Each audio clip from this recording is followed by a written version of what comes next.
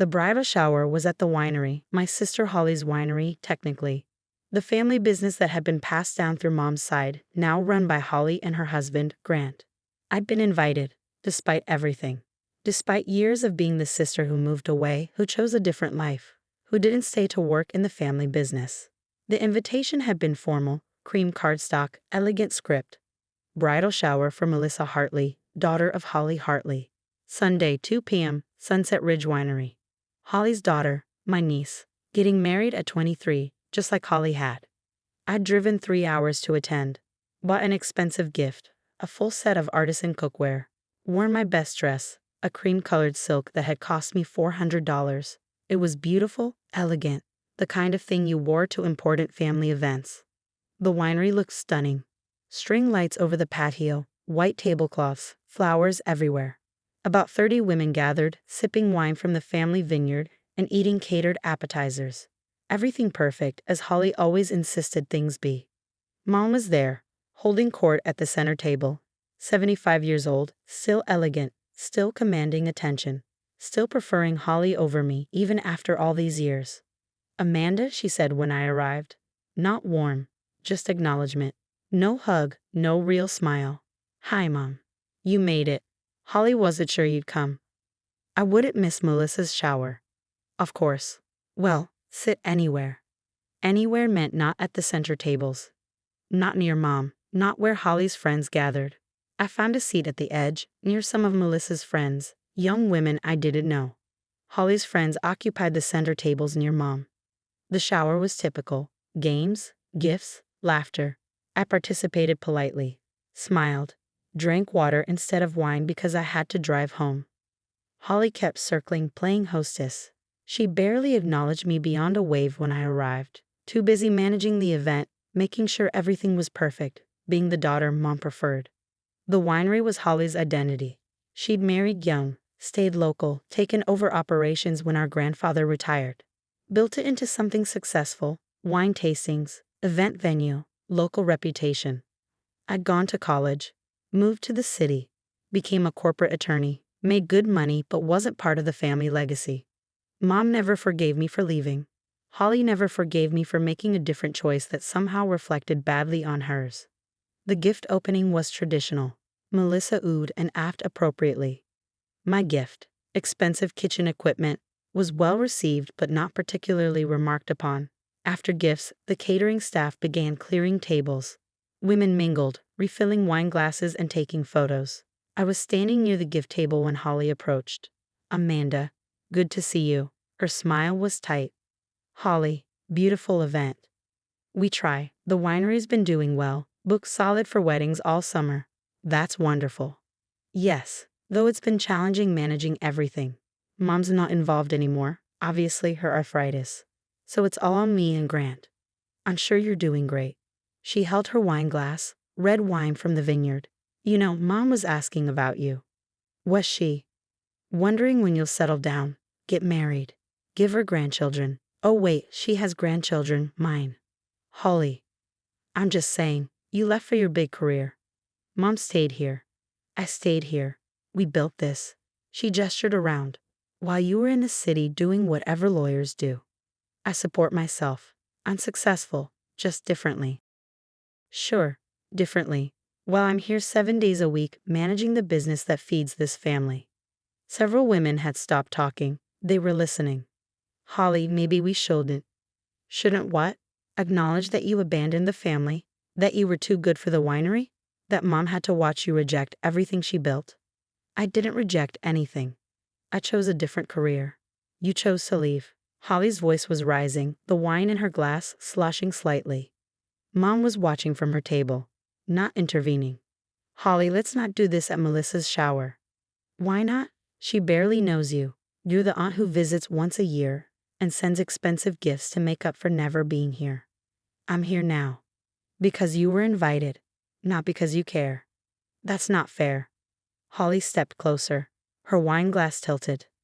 "I thought it was accidental at first, the glass tipping forward, the red wine spilling out. But then I saw her eyes, the deliberate loosening of her grip, the intentional angle. The wine splashed across my dress, the cream silk, down the front, across my chest. soaking into the expensive fabric. Red wine, permanent stains, instantly ruined. I stood there, wine dripping down my dress, the cold liquid seeping through to my skin. Holly looked at me. Oops, my bad. Then she giggled. Actually giggled. The women around us started laughing, awkward at first, then more confidently, following Holly's lead. Mom was watching, just watching, not standing up, not saying anything, not defending me. Holly, one of her friends started. It was an accident, Holly said, still giggling. I'm so clumsy. Amanda, I'm so sorry. But she wasn't sorry. Her eyes were bright with satisfaction. My dress, I said quietly. It's just wine. It'll wash out. Probably. More giggling. This is silk. This is ruined. Well, maybe don't wear such expensive clothes to a winery. Wine happens, she shrugged, smiling at her friends. They laughed harder. Mom finally spoke. Holly, get your sister a towel. Not apologize. Not that was inappropriate. Just get a towel. Sure, Mom. Holly walked away, still smiling. I looked down at my dress, the red wine spreading, staining, destroying $400 of silk. Melissa came over. Aunt Amanda, I'm so sorry. Mom didn't mean. It's fine. Let me help. It's fine. I should go. I walked to my car, wine-stained, humiliated. Holly's laughter following me. Nobody stopped me. Nobody apologized properly. Nobody acknowledged that Holly had deliberately ruined my dress at her daughter's bridal shower while her mother watched. I drove home in my wine-soaked dress, 3 hours with the windows down, the smell of red wine filling my car. At home, I tried to clean the dress. Ran cold water over it, applied stain remover, soaked it. Nothing worked. The silk was ruined. The wine had set. $400 destroyed because Holly wanted to make a point about my life choices. I hung the ruined dress in my closet. Evidence. A reminder of what my family thought of me. Then I checked my mail. The envelope was there, from Whitmore and Associates, the law firm handling estate transfers. Thick manila envelope, official letterhead, requiring a signature. I'd been expecting it. Had actually forgotten about it with the shower happening that weekend. Mom was transferring the winery property to Holly. Making it official. Making Holly the sole owner instead of keeping it in the family trust, where it had been for 40 years. But there was a complication, one Mom and Holly had probably forgotten about. Grandfather's will had specified that any transfer of the winery property required the unanimous consent of all direct descendants. That meant Mom's signature as current trustee, Holly's signature as recipient, and mine. I'd inherited the same legal rights as Holly under grandfather's will. Equal rights, equal share, equal say. I'd never exercised them, never interfered with Holly's management, never challenged her decisions or asked for profit distributions. But I had to consent to the transfer. Without my signature, nothing could proceed. I opened the packet, property transfer documents, quitclaim deed, trust dissolution papers. Multiple pages requiring my notarized signature to release my inheritance rights and allow Mom to transfer full ownership to Holly.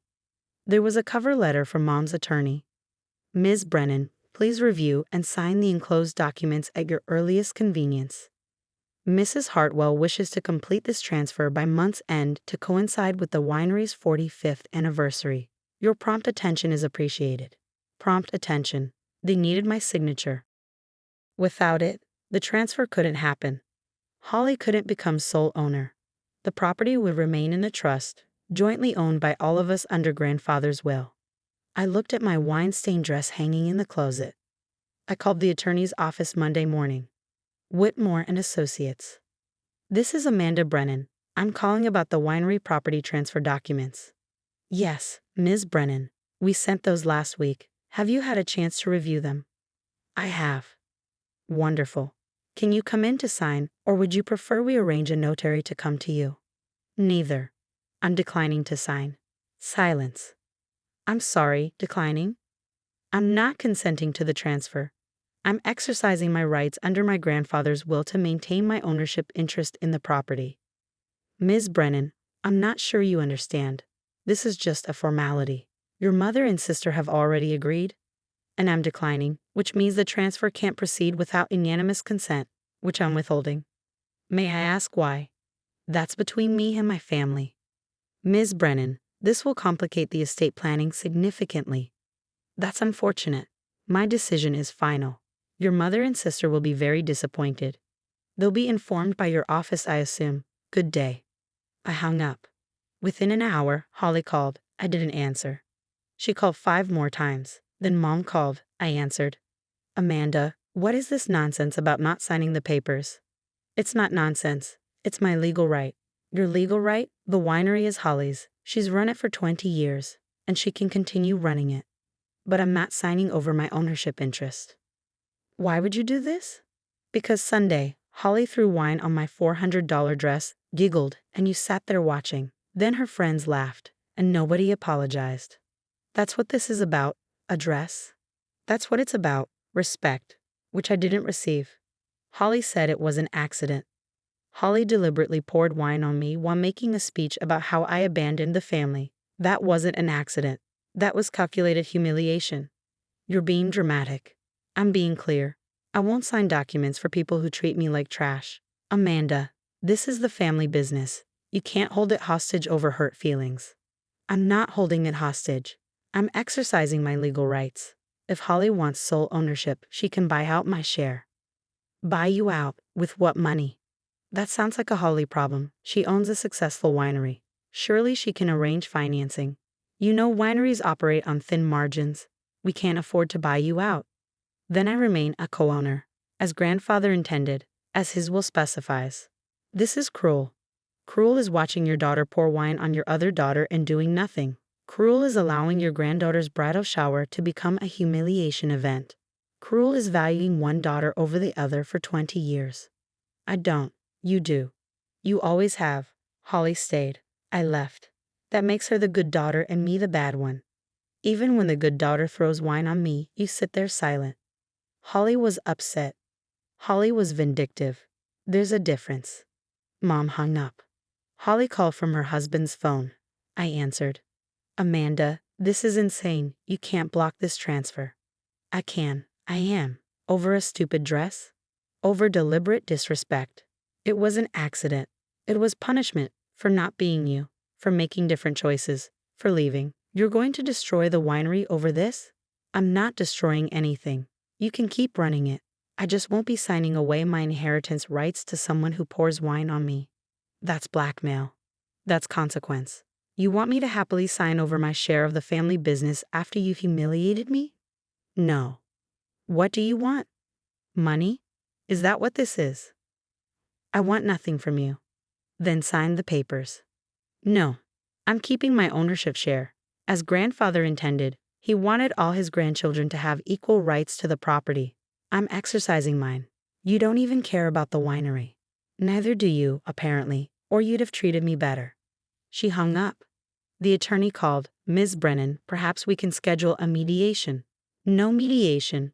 My decision is final. Your mother is quite distressed. My mother watched her daughter assault me with wine and said nothing. She'll survive some distress. This will tie up the estate indefinitely. Then it's tied up. Grandfather made unanimous consent a requirement for a reason. Perhaps he knew families like ours needed checks and balances. This seems quite vindictive.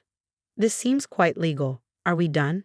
He sighed. If you change your mind, I won't. 3 weeks later, Mom called from Holly's phone. Amanda, please, we need to resolve this.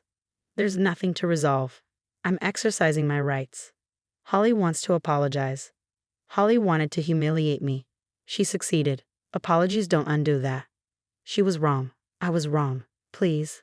You were wrong, and you did nothing. You sat there and watched your daughter pour wine on me while her friends laughed. You chose her. Again. I'm sorry. Sorry isn't enough. 20 years of choosing Holly over me. 20 years of making me feel like I was wrong for choosing differently. And the one time I show up, I get wine poured on me for my trouble. What can we do? Nothing. The winery stays in the trust. Holly can keep running it, but she doesn't get sole ownership. She gets to share it with the sister she humiliated for the rest of her life. Amanda. I have to go, Mom.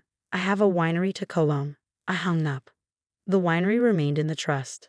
Holly continued managing it, but with the knowledge that I owned an equal share. That every decision, every profit, every success was partially mine. I never visited again. never attended another event, never signed those papers. Holly got to run the family business, but she had to share it with the sister whose dress she ruined. And every time she poured wine at a tasting, I hope she remembered the wine she poured on me. The one that cost her sole ownership of everything she worked for. Oops. My bad. Now nobody's laughing.